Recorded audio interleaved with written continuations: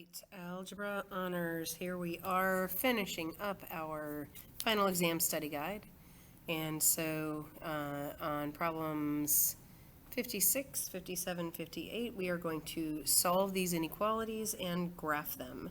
So it's not a system of inequalities, it's just a single inequality statement. So we're just going to have a number line, and we're going to show our possible answers on the number line. Then we're going to answer our actual results in either interval notation or set builder notation. Okay, so it's an absolute value. So if I have x plus 7, absolute value is less than 3, that means x plus 7 can be less than 3, right? Or the other thing that can happen is x plus 7, I'm going to change the sign and change the sign. Change the sign, change the sign, right? So remember, I've got an absolute value that is less than 3, and so we say less. This is a silly way, but we remember it less than. So I know that I'm going to have and in my final answer. I'm going to have and, so I'm going to have an inequality that has specific boundaries, and my answers will be in between those boundaries. You'll see in a second. All right, so if I solve, I'm going to get x is less than -4, and here x is greater than -10. Here's where the and comes in, and, right? It's both less than -4, excuse me, and greater than -10. So if we are going to graph it, because we have to write and graph, I know I need -4. I'm going to do, I should have done that, -6, -8, -10, and -8, -6, -4, -2, and 0. So you can kind of see my scale, right? I know that x is less than -4, not equal to, but less than -4, so I'm going that direction. And x is greater than -10, so I'm going that direction. And it's all of the things in between, right? And is my clue, less than. I know it's and. It's got to be true for both of those statements. So if I want to put this in interval notation, I think about what is the smallest piece of information I know. That's -10. What's the largest piece of information I know? That's -4. We use parentheses, not brackets, because we can't actually equal either of those numbers. Okay, the other way that we can write this is I can say that I am talking about all numbers x such that -10 is less than x, which is also less than -4. Whoops, sorry, so that's set builder notation right there. Okay, some people just go straight to -10 is less than x is less than -4. Okay, so let's look at number 57 here. When we're solving anything with inequalities, we want to get that inequality statement isolated. So the first thing I'm going to do here is subtract 2. So the absolute value of 5 minus 2x is less than or equal to 5. That means 5 minus 2x is less than or equal to 5. And here we are with less than or equal to, so I know it's going to be an and, right? Less than. I know that's a silly way to say it. So I'm 5 minus 2x is less than or equal to 5, and my other option is 5 minus 2x. I have to change the sign, right? So -2x is less than or equal to 5 minus 5. 5 minus 5 is 0. So x is, switch your sign because we're dividing each side by a negative, right? Greater than or equal to 0. Okay. Also, I'm going to subtract 5 from each side, so I have -2x is greater than or equal to -10. I'm going to divide each side by -2, so x is less than or equal to 5. I switched my sign because I divided both sides by a negative. Okay, we have an and situation, so x is greater than or equal to and. It is also x is less than or equal to 5. It has to be true for both. So on my number line, I'm going to have a 0 and a 5. Okay, that's my number line. X is greater than or equal to 0, so I can actually be 0, and I'm greater than or equal to 0. Also, at the same time, x has to be less than or equal to 5. Okay, so that is my compound inequality right there, and I know it's all of those numbers in between, and including 0 and 5. So interval notation, I would say, x is in between 0 and 5, and I get square brackets because we include those numbers. Or I can say I'm talking about x such that 0 is less than or equal to x, which is also less than or equal to 5. All right. So last one here, again, we always want to isolate our absolute value, right? Isolate the absolute value statement. So that means I'm going to divide each side by -3. I just said I'm dividing each side by a negative number, so of course I'm going to change my sign. I have absolute value of 2x plus 4 is now greater than or equal to -6. That's because I divided by a negative. So that means 2x plus 4 is greater than or equal to -6. In this case, less than,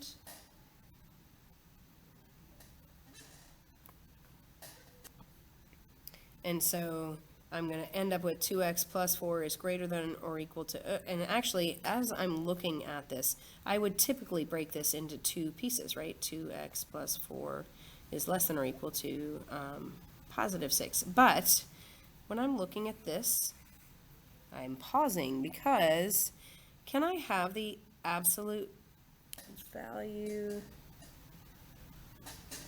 I can. So I'm thinking to myself, sorry for not finishing that sentence, can my absolute value be greater than or equal to -6? Well, yes, it has to be. It's always going to be greater than or equal to some weird negative number, right?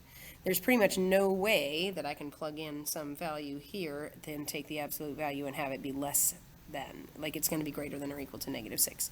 So I'm going to, I know that it's already going to be always true, right? Every single positive number, since I'm taking the absolute value, is going to be greater than or equal to -6. So I would say that I write this as negative infinity to positive infinity because it can be any of those values for x. And I'm going to also say we are talking about x such that x is an element or a member of the real number system, if you wanted to do set builder. Okay, so just important to remember that anything positive is always going to be greater than anything negative. And if you're working with inequalities, just be careful, because if you have an absolute value equation that is set equal to a negative number, you can't do that, right? So this is a side note. This is a side note. If I had the absolute value of x equals -5, right? This is just a side note. I can't, there's no solution to that, right? There is no way to get that. So I'm going to say different example, just because I don't want you to forget that part. All right, so be careful with your negatives and your absolute values. All right. 59 and 60, we're going to write the answer in interval notation, specifically asking for interval notation, so that's what I'm going to do, and I'm going to graph it on a number line. All right, so this is a compound inequality because I've got that word and, so I know that I have to have both of these things be true, so I'm just going to solve them separately. 2x is less than 8, x is less than 4, and also I'm going to subtract 5 from each side, so -3x is less than or equal to 3, so x is greater than or equal to -1. So these two things are true. So on my number line, I know I need a -1, I know I need a 4. I don't really care about anything else, so I know that x has to be less than 4, open circle, we're getting less than 4, and greater than or equal to -1. So it's all of the numbers in between here, right? I need to put this in interval notation, and it's really easy once I put it on a number line. So I'm going to say the smallest number I can have is -1, the greatest number I can have is +4. Okay, what is the solution to 2k plus 6 is less than 3k, or k plus 2 is less than or equal to 10? Typically, when you have an or, you're going to see that your inequality has two completely separate, typically, you're going to have two completely separate notations, I guess, on the number line. So let's see what this looks like. There are some exceptions, so we just have to draw it out and see what we get. I have 2k, I don't want to, actually, I'm going to subtract 2k from each side, sorry. I have 6 is less than k, right? I subtracted 2k from each side. Over here, I'm going to subtract 2 from each side, So I have or k is less than or equal to 8. So on my number line, I care about the 6 and I care about the 8, right? So 6 is less than k. That means k has to be greater than 6, right? That's what that means. 6 is less than k means that k has to be greater than 6. So k has to be, right, you can write that like that. K has to be greater than 6. So I'm going to have open circle and I'm going in that direction. Or k is less than or equal to 8. So it can be exactly 8. And I'm going to say less than or equal to 8. Since it says or, it means this guy has to be true. We're either greater than 6 or we are less than or equal to 8. So the thing is, see how those overlap? Because of the or, it's going to be all real numbers. X is x such that x is a member of the real number system, right? Okay, because of the word or, my arrows continue on, and it means all real numbers. That's what I'm going to be working with. If it said and, if they both had to be true at the same time, that's when I would be stuck in between those 2 points. Okay, we are back to Unit 1, just simplifying and evaluating expressions. So just be careful and go step by step, and remember we're using GEMDAS, right, where G is our grouping. And so, of course, all numerators are considered a grouping, so I'm going to kind of work through that numerator first. And the absolute value bar, if there's stuff to do inside that absolute value bar, it's considered a grouping. You want to work from the inside out. So here's what I'm going to do. I'm going to say this is -2 times the absolute value of -7 plus, and you don't have to do this quite so little bitty steps at a time. 5 times 18 minus 9 plus 10. The only thing I just did was I did 3 squared. Because inside that grouping I have to follow order of operations too. Sorry, there. Okay, my denominator, I am going to take care of that exponent. 144 square root, that's really 144 to the 1/2. That's really an exponent. So I realize that that's not actually a grouping, but I'm going to go ahead and do it anyway. So I'm going to say 12, and then I'm going to go ahead and take care of the next exponent too. 2 to the 3rd is 8. 2 times 2 times 2 is 8. All right, I need to still simplify. Oops, I'm missing a bracket up here. Sorry, right there. Still need to simplify up here in this numerator, so I have a grouping that I have to take care of. So I'm going to have -2 times the absolute value of -7 plus 5 times 18 minus 9 is 9 plus 10.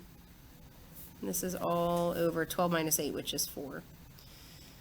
All right, so this bracket system is a grouping, but this parenthesis now is just multiplication, right? I have -2 times the absolute value of -7. That is -2 times 7, right? Plus 5 times 9 is 45. Have to do multiplication before addition. This is all over 4. And now multiplication before addition, so I'm going to have -14 plus 55 over 4, and that equals 41. 41 over 4. So just do step by step. Careful, follow order of operations, and you'll get there. You could probably put all of that into Desmos, but that's a big old mess, so it might actually make more sense to do that by hand. All right, here, what is the value of this? What is the value of this when A equals 2, B equals -2, and C equals -3? Well, please remember, if you're using negative numbers, you want to use parentheses. Okay, so just be super careful. We're just going to plug in what we can, right? In my numerator, I have A, which is 2, minus B, which is -2, all squared, minus C, my C was -3, plus 1. In the denominator, I have -2 times the absolute value of 2 plus C squared. So I'm just following order of operations, okay? So I have to take care of groupings, and then exponents, and then multiply or divide, whichever comes first, left, right. So I know that this is going to be 2 plus 2 squared. Minus -3 is really +3 plus 1, right? This is all over -2 times 2. I'm going to say that's -4, right? Because -2 times the absolute value of 2 is 2. Okay, this is plus -3 squared. -3 is in parentheses, so I'm going to have plus 9. We're coming right up here. 2 plus 2 is 4, so I have 4 squared, plus 3, plus 1, all over -4 plus 9 is 5. So I have 16 plus 3 plus 1 all over 5. So I have 20 over 5, which equals 4. Okay, just be careful. Use your order of operations. For heaven's sakes, I finally finished. Okay. Thank you so much for watching, and good luck studying for your final.